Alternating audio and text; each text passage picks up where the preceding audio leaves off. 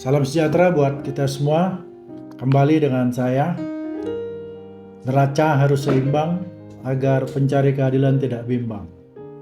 Saya ingin melanjutkan rangkaian perjalanan kasus dari klien saya,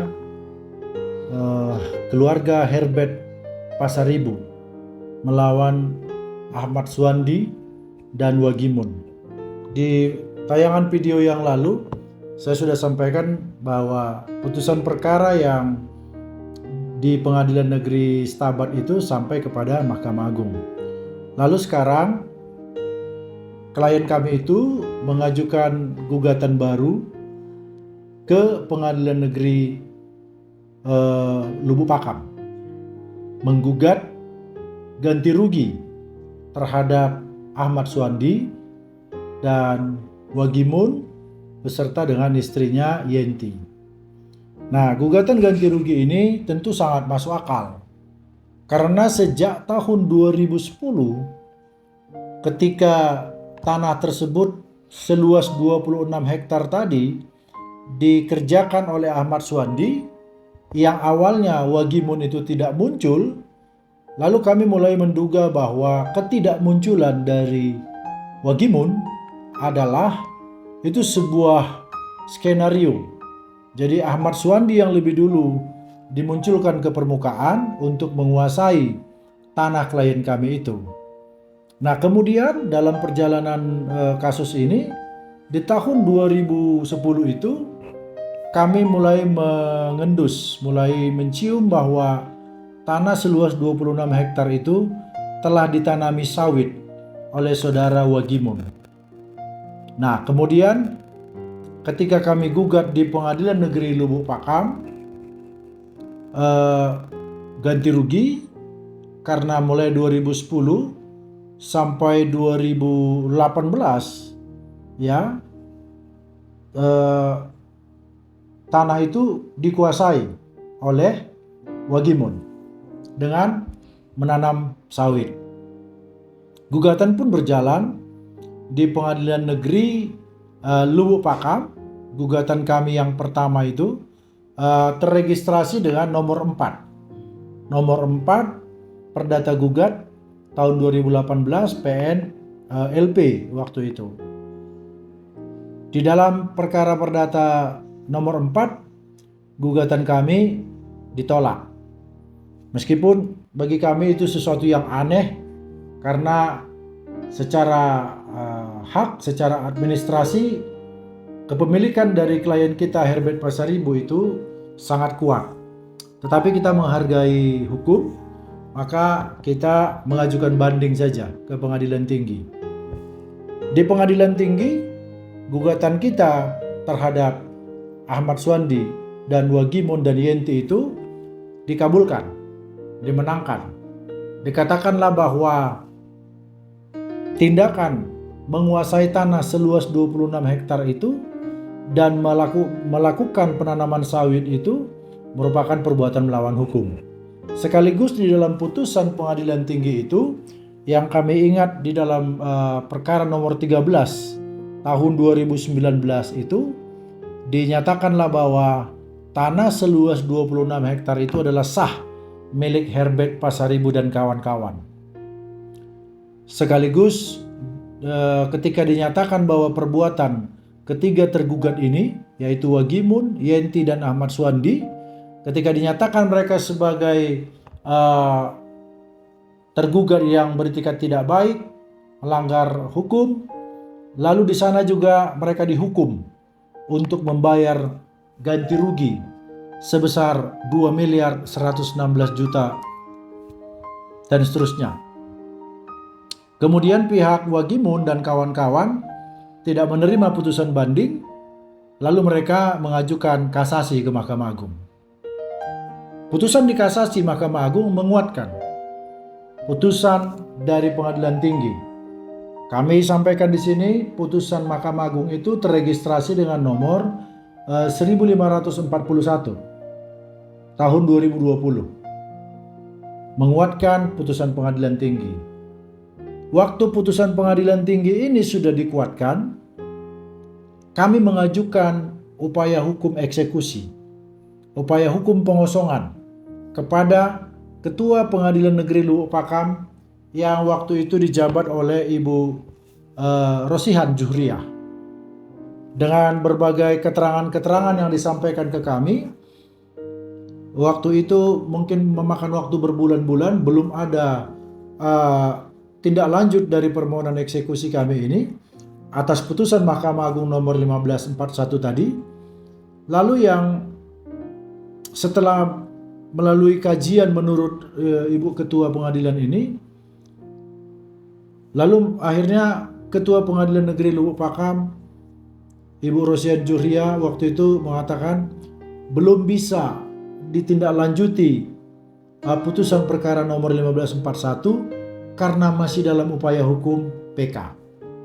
Meskipun sebetulnya secara hukum acara permohonan kasasi itu tidak menunda, permohonan PK itu tidak menunda putusan kasasi yang sudah berkekuatan hukum tetap atau inkrah van Goisde tadi. Tetapi ya seperti itulah kebijakan dari pemilik keputusan, penguasa. Lalu kami menunggu sampai putusan PK.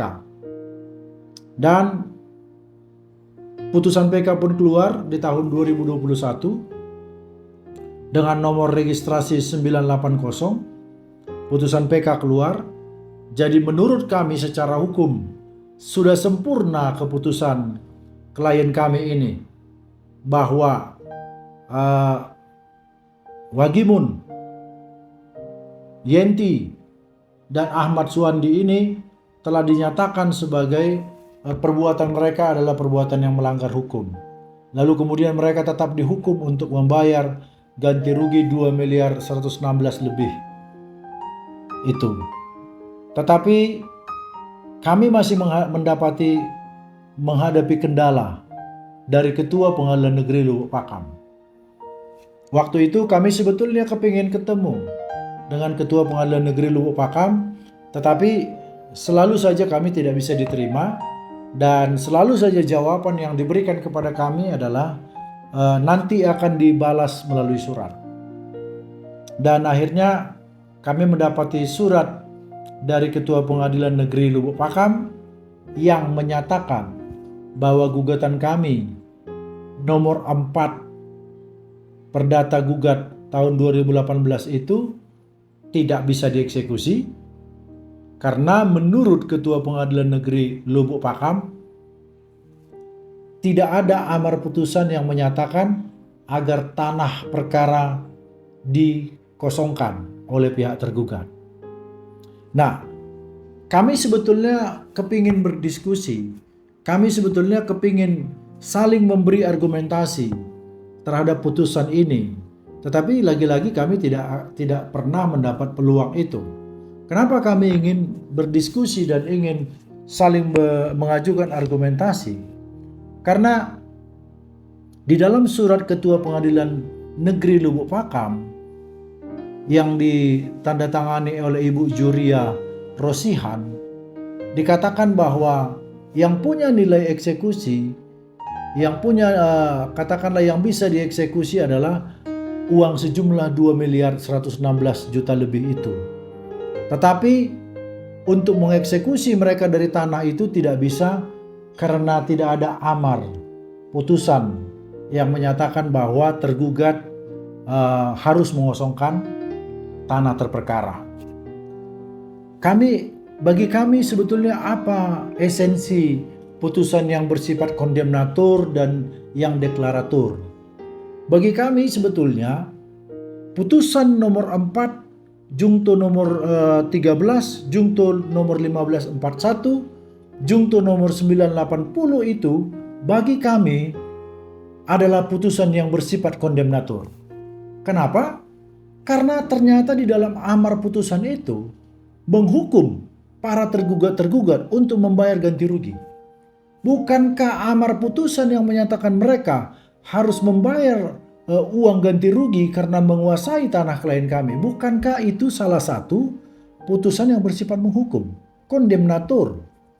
Maka menjadi tidak masuk di logika kami ketika dikatakan putusan ini tidak mengandung putusan kondemnatur. Jadi seperti putusan hanya sekedar deklarator saja.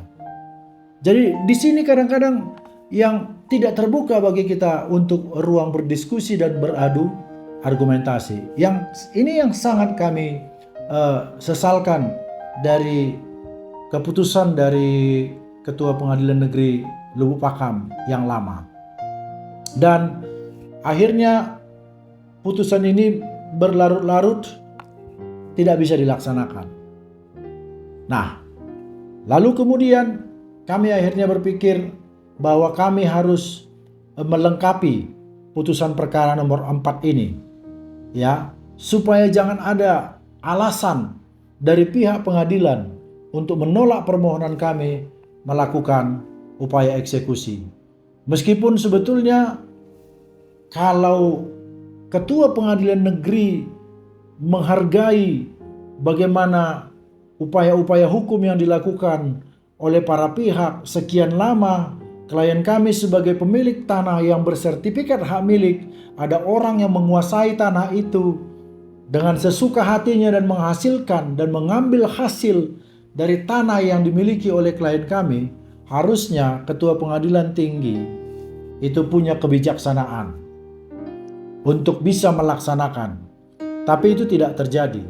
Maka kami bisa saja akhirnya kami menduga-duga ada faktor lain, ada faktor X yang membuat permohonan eksekusi kami ini tidak terlaksana. Jadi kami ingin menyampaikan kepada masyarakat luas, para pencari keadilan, seperti inilah ruwet dan ribetnya menjalani proses peradilan di negara kita tercinta. Walaupun tadi saya kutip di awal bahwa ada satu pasal di dalam Undang-Undang Nomor 14 Tahun 1970 tentang pokok-pokok kekuasaan kehakiman yang menyatakan peradilan itu harus dijalankan dengan sederhana, cepat, dan berbiaya ringan. Ternyata tidak seperti itu dalam prakteknya. Kenyataannya bagi kita yang menghadapi praktek peradilan itu, kita menghadapinya dengan proses yang ribet, lama, dan memakan biaya yang besar. Nah, saya akan meneruskan di bagian cerita berikutnya tentang kasus ini, tetapi mungkin saya akhiri dulu sampai di sini, sampai di keputusan tentang PK yang tidak dilaksanakan eksekusi oleh KPN Lubuk Pakam, dan kemudian akhirnya kami mengajukan satu upaya, satu gugatan, namanya gugatan dengan putusan serta-merta atau yang biasa kita kenal dengan putusan writ forbar bei voorraad. Nah, bagaimana akhirnya keputusan perdata putusan serta-merta ini atau writ forbar bei voorraad ini, saya akan paparkan ini dalam kesempatan yang berikutnya. Jadi sampai di sini dulu kepada para penonton. Saya berharap semua kita bisa mengikuti paparan saya ini tentang bagaimana proses peradilan perdata yang begitu panjang dan berlarut-larut. Semoga kita semua bisa mengikutinya dan bermanfaat bagi kita. Terima kasih.